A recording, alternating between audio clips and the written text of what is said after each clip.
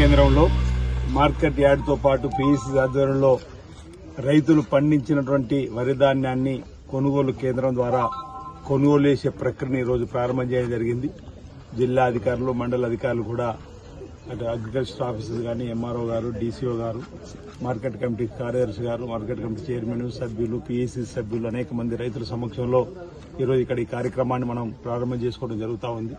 ప్రధానంగా రైతు పండించినటువంటి పంటకు మద్దతు ధర కల్పించాలని చెప్పి ఒక లక్ష్యంతో ఈ ధాన్యం కొనుగోలు కేంద్రాలు ప్రారంభం చేసింది. ఆనాడు రాజశేఖర్ గారు ముఖ్యమంత్రిగా ఉన్నప్పుడు ఉచిత కరెంటు ఇస్తామని చెప్పి ఆనాడు ఉచిత కరెంటు ఇవ్వడమే కాకుండా రైతులు పండించినటువంటి పంటలకు మద్దతు ధరను కల్పించాలని చెప్పే లక్ష్యంతో ప్రభుత్వమే ముందుగా ఐకేపీ సెంటర్ ద్వారా మహిళలు లక్షాధికారులు మార్చాలని చెప్పిన వారి చేత కొనుగోలు ప్రారంభం చేసి తర్వాత పీఏసీసీ, తర్వాత డీసీఎంఏ, తర్వాత మార్కెట్ కమిటీల ద్వారా పరస్పర రైతు సంఘాలు ఉంటే కూడా వారి ద్వారా కూడా ఈ ప్రభుత్వం మద్దతు ధర కొనుగోలు చేసేటువంటి కార్యక్రమాన్ని అమలు చేయడం, 2320 రూపాయలకు ఇప్పుడున్నటువంటి సందర్భంలో మద్దతు ధరను ఇవ్వాలని చెప్పని ఈ ప్రభుత్వం ఆలోచన చేసింది. దానికి అనుగుణంగా గౌరవ ముఖ్యమంత్రి రేవంత్ రెడ్డి గారి సర్కార్ కూడా అధికారంలోకి వచ్చిన వెంటనే తొలినాళ్ల నుండి కూడా రైతుకు మేలైనటువంటి కార్యక్రమం అమలు చేయాలని చెప్పని మొదటి సంవత్సరంలో ఇంచుమించు 62,000 కోట్ల రూపాయలు వెచ్చించి రైతుకు ఉపయోగపడేటువంటి కార్యక్రమాలు అమలు చేయడంలో సఫలీకృతం కాబడ్డం.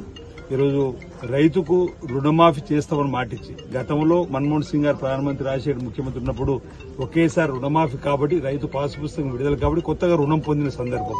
మళ్లీ ఇప్పుడు రేవంత్ రెడ్డి గారు వచ్చిన తర్వాత ఒకే టోకెన్ లో 2 లక్షల లోపు ఉన్నటువంటి రైతులకు రుణమాఫీ చేసి రుణవిముక్తం చేసి కొత్తగా రుణాన్ని పెంపొందించేటువంటి రుణం తీసుకున్నటువంటి కార్యక్రమం కూడా అమలు చేసిన సందర్భాన్ని, అంటే రైతుకు ఉపయోగపడేటువంటి కార్యక్రమాలు చేయాలని చెప్పని రైతు పండించిన పంటలు కూడా కొనుగోలు చేసి 3-4 రోజుల వారి ఖాతాలకు డబ్బును జమ చేసేటువంటి కార్యక్రమంతో పాటు సన్నపు వడ్లు వండించేటువంటి వారికి 500 రూపాయలు బోనస్ ఇచ్చి 2320కి ఏదైతే కలుపుకొని అదనంగా 500 రూపాయలు ఇచ్చేటువంటి కార్యక్రమాన్ని గతంలో వానాకాల పంటలు మీరు చూసిర్రు. రాష్ట్ర వ్యాప్తంగా సన్నపు వడ్లు వండించినటువంటి వారందరికీ 1200 పైచిలు కోట్లు, పక్కన పెద్దపల్లి జిల్లా ఒక జిల్లాలో 32 కోట్లు రైతులు సన్నపు వడ్లు వండించే వారికి బోనస్ ఇచ్చిన సందర్భం. రైతులు కొంతమంది ఏమో సన్నపు వడ్లు వండిస్తే ప్రభుత్వం కొట్టదు లేదు, 500 రూపాయలు బోనస్ వస్తూ లేదని చెప్పనేటువంటి ఆలోచన పోయినసారి వేయని వారు ఈసారి వేయడానికి ముందుగా ఉత్సాహంగా ముందుకు వస్తున్న సందర్భం. ఎందుకంటే ఈరోజు సన్న బియ్యాన్ని పేద ధనిక తేడా లేకుండా పేదవాళ్ళందరికీ కూడా ఈరోజు రేషన్ కార్డు మీద సన్న బియ్యం ఇచ్చే కార్యక్రమం ఈ నెల నుంచి ప్రారంభం చేసే సందర్భం. అంటే ఇదిగో రైతు రిలేటెడ్ కు సంబంధించింది. రైతుకు ఒక ప్రోత్సాహం ఇవ్వడానికి 500 రూపాయలు బోనస్ ఇచ్చేది కూడా రైతులు పండించాలని చెప్పిన ఆలోచనతోటి ఈరోజు ఈ సన్న బియ్యాన్ని కూడా రైతులకు పండించినటువంటి పంటను తీసుకొని పేదలకు ఈరోజు సన్న బియ్యాన్ని ఇచ్చే కార్యక్రమాన్ని కూడా దేశంలో ఎక్కడ లేదు. దేశంలో 29 రాష్ట్రాలు ఉంటే ఏ 29 రాష్ట్రాల్లో ఎక్కడా కూడా లేని సన్న బియ్య పథకాన్ని గౌరవ ముఖ్యమంత్రి రేవంత్ రెడ్డి గారు, గౌరవ ఉత్తమ్ కుమార్ రెడ్డి గారు పౌరసరఫరాల శాఖ మంత్రి గారు ప్రారంభం చేసి ఉగాది నుంచి మనం ఇస్తుంటే అక్కడెక్కడ కొందరు ఇది మా బియ్యం అనేది ఫ్లెక్సీలు కడుతున్నట. అరే ఈ పక్కన మహారాష్ట్రలో మీ ప్రభుత్వం ఉంది, బొంబాయి, భీవండి, సూరత్ మన వాళ్ళు ఉన్నారు అనేక మంది. ఒకసారి ఫోన్ చేసి అడుగుర్రి. మరి మహారాష్ట్రలో బీజేపీ గవర్నమెంట్ ఉంది కదా, మీ సన్న బియ్యమా దొడ్డు బియ్యం అని. ఇక్కడ గుజరాత్ హోటళ్లు ఉన్నాయి, వేమనాడ గాని రుద్రేలు గాని. ఆ గుజరాత్ హోటళ్ల దగ్గరకు వాళ్ళతో ఫోన్ చేయించారు గుజరాత్ కు, మీ గుజరాత్ లో ఏ బియ్యం ఇస్తున్నారని. 29 రాష్ట్రాలలో 28 రాష్ట్రాల్లో ఎక్కడా కూడా సన్న బియ్యం ఇస్తారు. కేవలం తెలంగాణ గౌరవ ముఖ్యమంత్రి రేవంత్ రెడ్డి గారు ఇస్తున్నటువంటి అక్కడికో ఏదో మేము మా ఫ్లెక్సీలు కట్టుకుంటామని చెప్పి ఈ చట్ట విరుద్ధమైన కార్యక్రమాలు చేయడం కరెక్ట్ కాదు. చర్చ జరిగింది, ఇది చట్ట విరుద్ధం, ఈ విధంగా పోయి చేయడం, చట్టపరంగా చర్యలు తీసుకోవాలని చెప్పిన ఆలోచనతో ప్రభుత్వం ఉంటుంది. నేను వద్దు పొమ్మని చెప్పాను. ఒకసారి ఆలోచన చేయాలి, డివైస్ చట్టాన్ని ఉల్లంఘించదు. అందుకే ఈ రోజు కాంగ్రెస్ పార్టీ, ఏఐసీసీ జై బాబు, జై భీమ్, జై సంవిధానం అన్నది. ఇలాంటి చట్ట వ్యతిరేక చర్యలు చేస్తున్నటువంటి భారతీయ జనతా పార్టీ ప్రభుత్వం ఆగడాలను అరికట్టడానికి కోసం, ప్రజలు చైతన్యం చేయడానికి కోసం రాజ్యాంగం రక్షించుకుందామని చెప్పిన కార్యక్రమంలో బాబాసాహెబ్ అంబేద్కర్ రాసినటువంటి రాజ్యాంగాన్ని తూర్పుపరిచే విధంగా ఈ రోజు మనం తెలంగాణ నుంచి పన్నుల రూపంలో రూపాయి కడితే మనకు 46 పైసలు వాపసు వస్తున్నాయి. అదే ఉత్తరప్రదేశ్ కు 3 రూపాయలు అవుతుంది, బీహార్ కు 6 రూపాయలు అవుతుంది, 7 రూపాయలు అవుతుంది. దాన్ని అరికట్టడం ముందు ఆ విధంగా మనం తీసుకొచ్చే ప్రయత్నం, ఆ విధంగా అభివృద్ధిలో పోటీ పడాలి తప్ప ఈ విధంగా ఏదో ఒకరోజు రాజకీయాల్లో ఏదో చేయాలని చెప్పని ప్రజలను గందరగోళం చేయడం సరికాదు. ఎక్కడ దేశంలో ఎక్కడ లేని విధంగా సన్న బియ్యాన్ని పేదలకు పంపిణీ చేయాలని చెప్పారు. రైతుల సంక్షేమంతో రైతు కూలీల సంక్షేమం, ఉపాధి జాబ్ కార్డు ఉన్న వాళ్ళకి ఏటా 12,000 వేయాలనుకున్న 6,000 రూపాయలు ఇచ్చే కార్యక్రమం మొదలుపెట్టినారు. అరే మీ వడగండ్ల వర్షం పడితే రూపాయి ఇయ్యలేరు. ఈరోజు వడగండ్ల వర్షం పట్టి ఆ భగవంతుని ఆ మైసమ్మను పోషమ్మను ఊరాల కోరుతాం వడగండ్ల వర్షం పడద్దని. అయినా అక్కడక్కడ పడితే 10,000 రూపాయలు నష్టపడి ఎకరాకి ఇచ్చేటువంటి కార్యక్రమం చేస్తున్నాం. రైతుకు ఎలాంటి ఇబ్బంది లేకుండా రైతు ప్రయోజనం కాపాడే విధంగా ఈరోజు రాజీవ్ యువక్ వికాసం 5 లక్షల మంది యువతను గుర్తించి 6,000 కోట్ల రూపాయలు వెచ్చించే కార్యక్రమాన్ని చేసేటువంటి కార్యక్రమం. ఈరోజు 200 యూనిట్లు కరెంట్ ఉచితం చేస్తున్నాయి. మీ రాష్ట్రాలలో కరెంట్ ఉచితంగా ఉందా ఒకసారి ఆలోచన చేయమని కోరుతున్నాం. రైతులకు కరెంట్ ఉచితిస్తున్నాం. 200 యూనిట్లకు ఏం చేసింది ప్రభుత్వం వచ్చి 15 నెలలని. ఈరోజు ఆడతల్లి ఆర్టీసీ బస్సు ఎక్కితే టికెట్ లేదు. ఈరోజు 200 యూనిట్లు కరెంటు ఉచితంగా ఇస్తా ఉన్నాం. గ్రామాలలో 98% గ్రామాలలో కరెంటు బిల్లు కడుతున్నారు. అంతకుముందు 5వ తారీఖు 10వ తారీఖు 18వ తారీఖు గ్రామ పంచాయతీ దగ్గర బార్లు కట్టి గ్రామాలలో కరెంటు బిల్లు కట్టేవాళ్ళు. ఈరోజు కరెంటు బిల్లు మాఫీ చేసింది మీ తరఫున గవర్నమెంట్ కడతా ఉంది.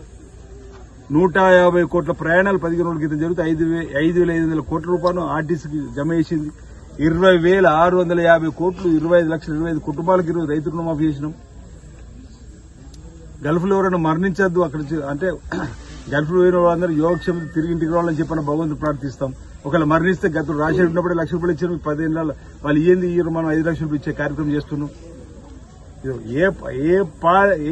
ఏ పథకానికి పాలసీలు లేవు. ఈరోజు మనం వచ్చిన తర్వాత రేవంత్ రెడ్డి గారు ఒక్కొక్క పథకానికి పాలసీలు రూపొందించి పేద ప్రజలకు ఉపయోగపడే కార్యక్రమాలు, రైతులకు ఉపయోగపడే కార్యక్రమాలు, మహిళలను కూడా కోటీశ్వరాలుగా మార్చడానికి కోసం ఈరోజు బస్సులను వాళ్ళ పేరు ఇచ్చే ఎలక్ట్రికల్ బస్సులు ఇస్తున్నాం.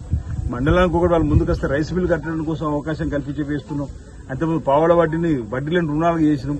అంటే అనేక కార్యక్రమాలు ఈ ప్రభుత్వం చేస్తుంటే ఈ ప్రభుత్వం పైన జీర్ణించుకోలేక ఒకరిద్దరు అక్కడక్కడ ఇలాంటి కార్యక్రమం చేస్తున్నారు. దాన్ని ప్రజలందరూ కూడా ముక్త కంఠంతో తిప్పికొట్టాలి.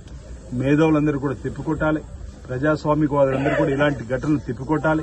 ఇది ఫెడరల్ ప్రభుత్వంలో ఉన్న మనం రాజ్యాంగ స్ఫూర్తిని దెబ్బతీసే విధంగా ప్రయత్నం చేసే ఒకరిద్దరి పట్ల సమాజం జాగ్రత్తగా ఉండాలి. వారి మాటలు వినకుండా వారి యొక్క చర్యలను ఎప్పటికప్పుడు ఖండించే విధంగా ముందుకు పోల్సినట్టు అవసరం ఉందన్నమాట. ఈ సందర్భంగా చెప్తూ నేను డీలర్లు కూడా ఒకటి విజ్ఞప్తి చేస్తున్నాను. అడగండి మీ డీలర్ ఇతర రాష్ట్రంలో డీలర్లతో డిస్కస్ చేయండి. ఒకరిద్దరు వాళ్ళ మీద మీకు ప్రేమ ఉంటూ ఉండని కావచ్చు, కానీ ఏ ప్రభుత్వం తీసుకొచ్చినటువంటి పథకాలను ఈరోజు పక్కదారి పెట్టించే విధంగా మీరు ప్రయత్నం చేయడం కూడా ఆలోచన చేయాల్సిందిగా ఈ సందర్భంగా నేను వాళ్ళకు కూడా ఈ సందర్భంగా విజ్ఞప్తి చేస్తూ చాలా మంది రాష్ట్రం చక్కగా పేదలకు అందుతుందని ఆత్మ సంతృప్తి పడుతున్నటువంటి డీలర్లు అక్కడక్కడ ఇలాంటి సంఘటనలు జరిగితే మీరు తిప్పికొట్టాలి. ఇదే పద్ధతి ఇదే విధానం అనాలి తప్ప మీరు కూడా ఈ విధంగా అంటే కొన్ని సందర్భాలలో మౌనంగా ఉండడం కూడా సబబు కాదనే మాట కూడా సందర్భంగా నేను చెప్పేటువంటి ప్రయత్నం చేస్తూ ఈరోజు రుద్రంగి మండల కేంద్రంతో పాటు నియోజకవర్గం ఎక్కడైనా ప్రజాస్వామికవాదులు ఇలాంటి జరిగినప్పుడు గొంతెత్తి ఇలాంటి ఘటనలు జరగకుండా చూడాల్సిన బాధ్యత కూడా తీసుకోవాలని చెప్పండి. నేను మాట్లాడితే ఏమో జరుగుతుందని చెప్పనుకుంటే కష్టం. ఎవరైనా మాట్లాడాల్సిందే, తప్పును తప్పనాల్సిందే.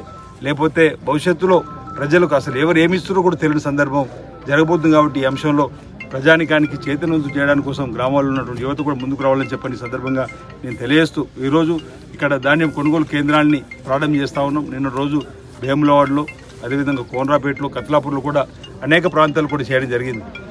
ఎక్కడైతే ధాన్యం కొనుగోలు కేంద్రాలకు సంబంధించిన వరి ధాన్యం రాగానే అక్కడ ఉన్నటువంటి మార్కెట్ కమిటీ చైర్మన్తో సింగిల్కి సంబంధించినటువంటి మెంబర్లు అనేక మంది ఉంటారు కూడా వాళ్ళతో కలిసి ఓపెన్ చేసుకోవాలని చెప్పిన ఈ రోజు కూడా ఇక్కడ ఓపెన్ చేయాలని మీరు తప్పనిసరి ఒకసారి రావాలని చెప్పంటే ప్రత్యేకంగా రావాల్సి వచ్చింది. రైతులకు ఎలాంటి ఇబ్బంది తలెత్తకుండా ఒకసారి మీరు రైతు సోదరులు కూడా ఆలోచన చేయాలి.